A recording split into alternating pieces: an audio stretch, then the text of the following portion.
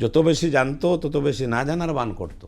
আর বর্তমান যুগে আমরা যত বেশি কম জানি তার চেয়ে বেশি লাফানোর আমরা চেষ্টা করি। কোরআন তেলাওয়াত করতে গিয়ে কি কখনো এমন কোনো ঘটনা ঘটেছে আপনার তেলাওয়াত শুনে কোনো অমুসলিম ইসলামে দীক্ষিত হয়েছেন? পিছন থেকে বলতেছে খেতে খেতে যে আমি ইসলাম কবুল করে ফেলবো, আমি ইসলাম মুসলমান হয়ে যাব। আসসালামু আলাইকুম ওয়া রাহমাতুল্লাহি ওয়া বারাকাতুহু।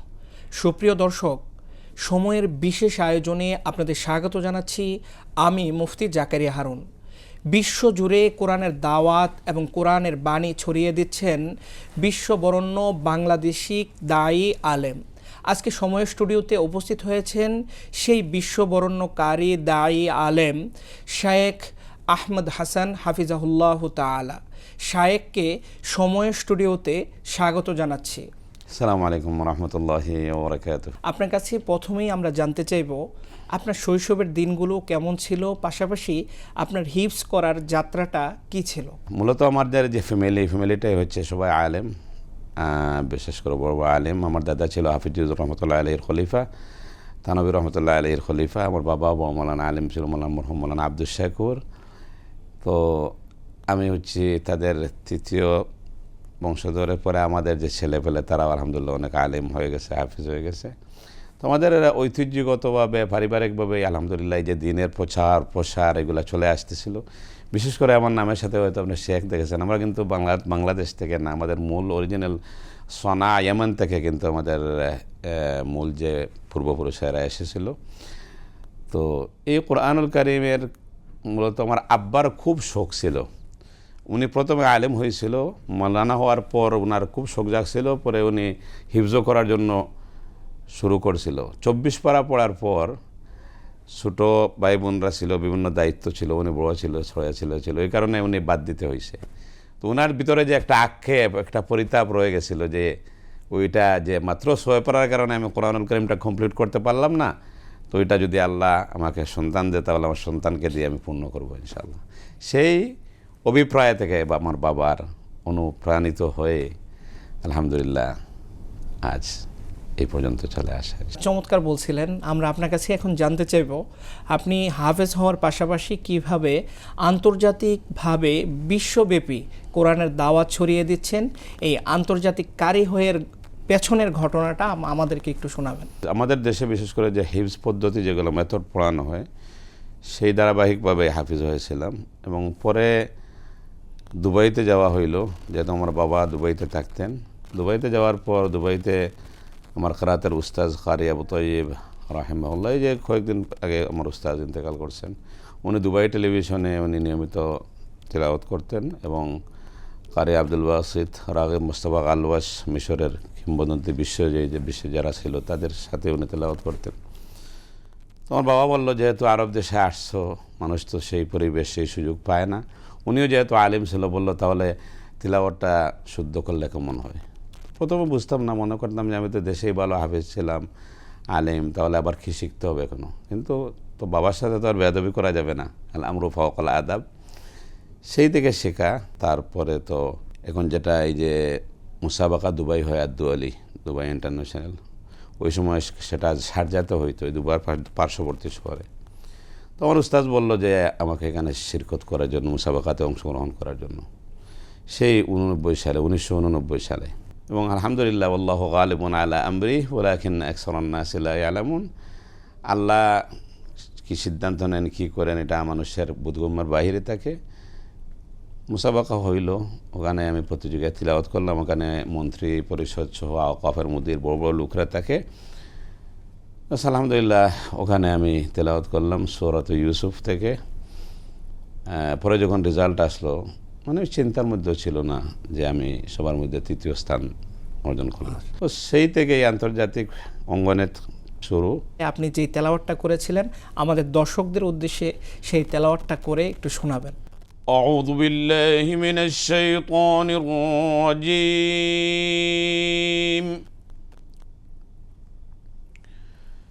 بسم الله الرحمن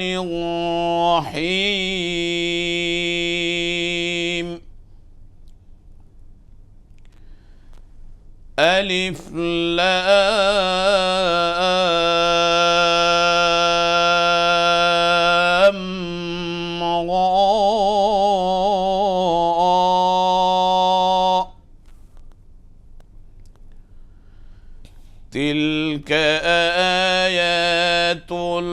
الكتاب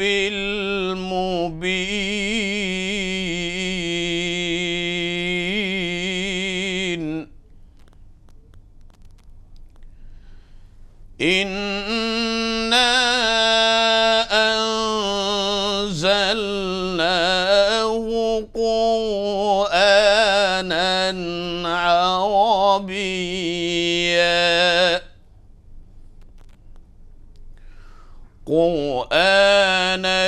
عربيا لعلكم تعقلون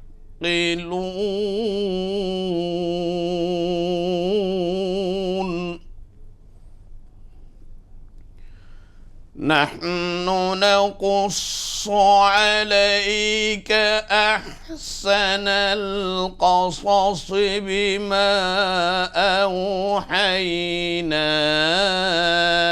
إليك أحسن القصص بما أوحينا إليك هذا القرآن وإن كنت من قبله لمن الغافلين إذ قال يوسف لأبيه يا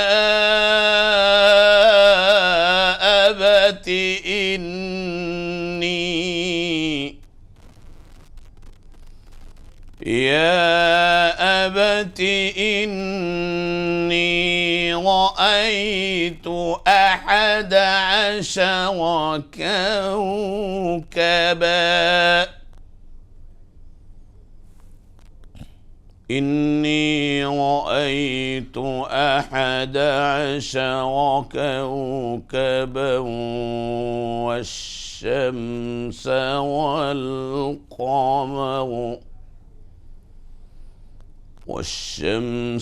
والقمر رأيتهم لي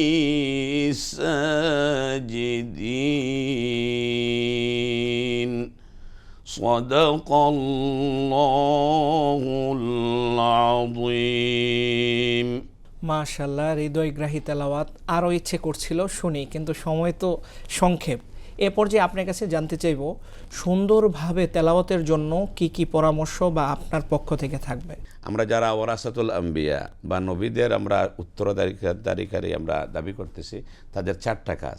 প্রথম কাজই হচ্ছে কোরআনুল কারীম আয়াত শুদ্ধ, তিলাওয়াত শুদ্ধ করা। তো আমাদের বর্তমান প্রেক্ষাপটে আমরা দেখি আমরা এটাকে এমন গুরুত্ব দেওয়া হয় না, কিন্তু কোরআনুল কারীমে যেহেতু বলা হয়েছে এটা ফোর্স সবার জন্য, এখন কার জন্য কতটুকু ফোর্স সেটা নিয়ে কথা হইতে পারে। সাধারণ মুসলমানের জন্য যতটুকু নামাজে পড়া লাগে ওই সমস্ত সূরাগুলা ঠিক করা ফোর্স তাজবিদ সহকারে, এবং যারা হাফেজ যারা আলিম রয়েছে তাদের প্রথম বুখারী মুসলিম সিয়াসিত্তা এগুলার চেয়ে বেশি আল্লাহর কালামকে কোরআনকে শুদ্ধ করতে হবে। আমার জন্য করা উচিত। আমিও কিন্তু এখন পর্যন্ত শিখতেছি, এবং আমি মনে করি মনে প্রাণে যতদিন পর্যন্ত আমি নিজকে ছাত্র হিসাবে মনে করব ততদিন পর্যন্ত আমার ইলম অর্জন করার দরওয়াজা খোলা থাকবে। আর যেদিন থেকে আমি মনে করবো আমার কোনো কিছু একটা হয়ে গেছে, তখন থেকে শয়তান আমার যে শিকার রাস্তাটা বন্ধ করে ফেলবে। আমাদের আকাবির আশরাফ যারা বুজুর্গরা রয়েছে তারা দেখতাম তারা বেশি বেশি করে পড়তো, যত বেশি জানতো তত বেশি না জানার বান করতো। আর বর্তমান যুগে আমরা যত বেশি কম জানি তার চেয়ে বেশি লাফানোর আমরা চেষ্টা করি। বিশ্বের বিভিন্ন দেশে কোরআনের দাওয়াত এবং কোরআনের তেলাওয়াত পৌঁছে দিচ্ছেন। এই কোরআন তেলাওয়াত করতে গিয়ে কি কখনো এমন কোনো ঘটনা ঘটেছে আপনার তেলাওয়াত শুনে কোনো অমুসলিম ইসলামে দীক্ষিত হয়েছেন? জাযাকাল্লাহু খায়রান। আলহামদুলিল্লাহ, এটা খুবই হৃদয় বিদারক, ইমান জাগানিয়া ঘটনা। আমরা যদি দেখি জনাব রাসূল করিম সাল্লাল্লাহু আলাইহি ওয়াসাল্লাম জীবনে যে وقال الذين كفروا لا تسمعوا لهذا القرآن والغوا فيه لعلكم تغلبون, এই যে কাফেররা বলতো তোমরা খবরদার এই কোরআনটা তোমরা শুনবা না মুহাম্মদের নিকট থেকে সাল্লাল্লাহু আলাইহি ওয়াসাল্লাম, নাহলে তোমরা বিভ্রান্ত হয়ে যাবে। কিন্তু যারা বলতো নিষিদ্ধ তারা এবার রাত্রে যেয়ে শুনতো। যখন জিনরা শুনলো তখন এই যে তারা বলছে ইন্না সামিআনা কুরআনান আজাবা, যেমন একটি কোরআন শুনে আসলাম যেটা তাজ্জুব বিস্ময়কর কথা। আমি আমার জীবনে আলহামদুলিল্লাহ বহুবার এরকম হয়েছে, বিশেষ করে গত রমজানে, এই যে রমজান চলে গেল 2 মাস আগে, 2.5 মাস আগে, আমি আলহামদুলিল্লাহ আমার ছেলেও আমার সাথে লন্ডনে বিগত 5 বছর থেকে আমার সাথে তারাবি পড়ায়, এবং আমি আমার ছেলের নিজের বাবাও উস্তাজও, এবং ও মনে এক দর্শকরা যারা আমাকে চেনেন, আমার ছেলে জাকারিয়াকেও চেনেন, সে লন্ডনে দেখে। তো আমাদের একসাথে আমরা বাপ ছেলে নামাজ পড়াই। তো আমার ছেলের এবং আমার তেলাওয়াত শুনে একজন খ্রিস্টান মানুষ প্রথমে আসলো মসজিদে।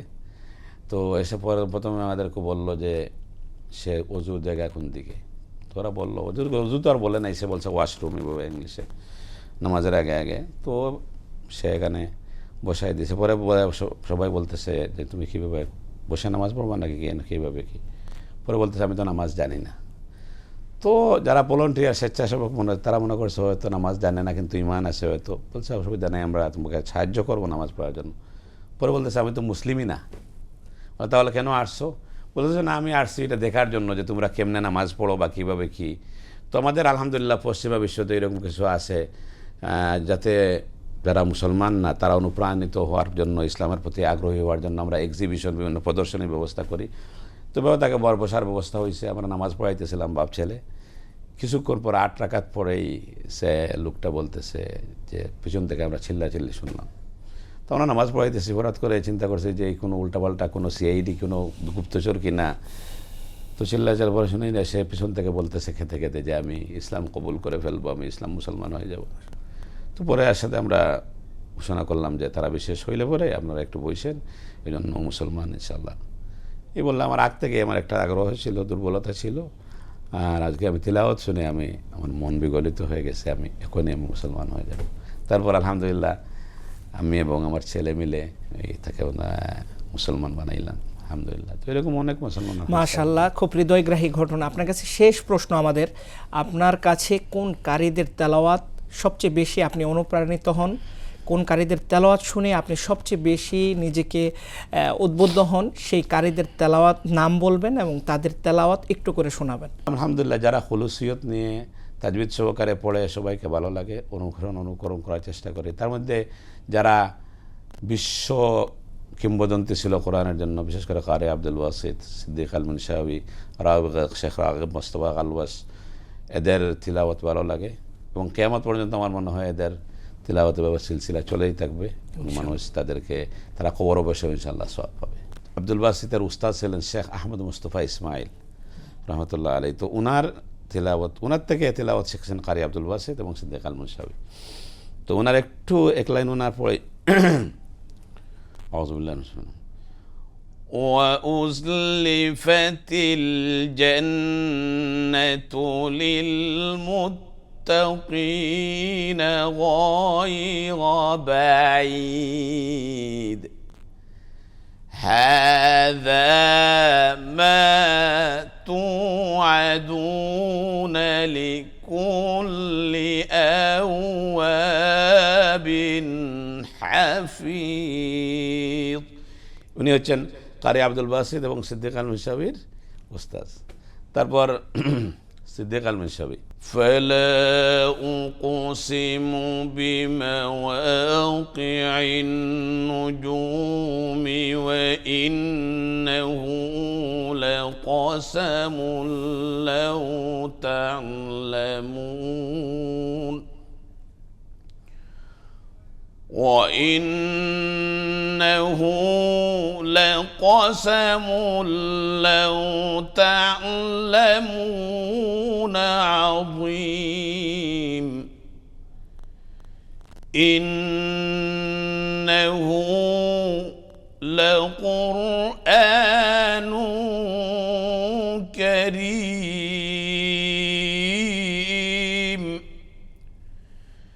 في كتاب مكنون। সবচেয়ে কেরাতের যিনি কিংবদন্তি হয়ে আসেন থাকবেন কারি আব্দুল ওয়াসিদ আব্দুল সামাদ। উনি কিন্তু 3 ধরনের তেলাওয়াত করতেন, তার মধ্যে সবগুলো তার করার সুযোগ নেই। জাস্ট উনি একটা করুণ সুরে, বিগলিত সুরে একটি তেলাওয়াত করতেন। আলাম নাজআল লাহু আইনাইন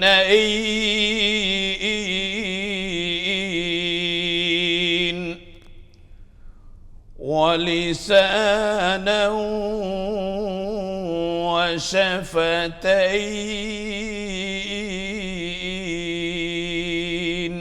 কারি আব্দুল বাসিতের তিনটা ধরনের একটা ধরন। তারপর রাগেব মোস্তফা গালওয়াস, উনি কিন্তু খুব কোয়ালিটিপূর্ণ তেলাওয়াত করতেন। উনি চিল্লাইয়া পড়তেন না, কিন্তু খুব উচ্চারণ ভাষণভঙ্গি খুব ভালো ছিল। যেমন ওয়ামা আমরুনা ইল্লা ওয়াহিদাতুন কালামহিন বিল বসর ولقد أهلكنا أشياعكم فهل من مدكر। মাশাল্লাহ, চমৎকার বলছিলেন। আমরা আপনার কাছ থেকে অনেক কিছু শিখলাম এবং জানলাম। সময় হয়েছে বিদায় নেওয়ার। সুপ্রিয় দর্শক, পবিত্র কোরআন আমাদের জীবন পথের পাথেয়, পবিত্র কোরআন আমাদের জীবনের অনন্য পাথেয়, পবিত্র কোরআন আমাদের সকলের পথ প্রদর্শক। আপনাদের সবাইকে ধন্যবাদ জানাচ্ছি। সঙ্গেই থাকুন সময়ের। ওয়াসসালামু আলাইকুম ওয়া রাহমাতুল্লাহি ওয়া বারাকাতুহু।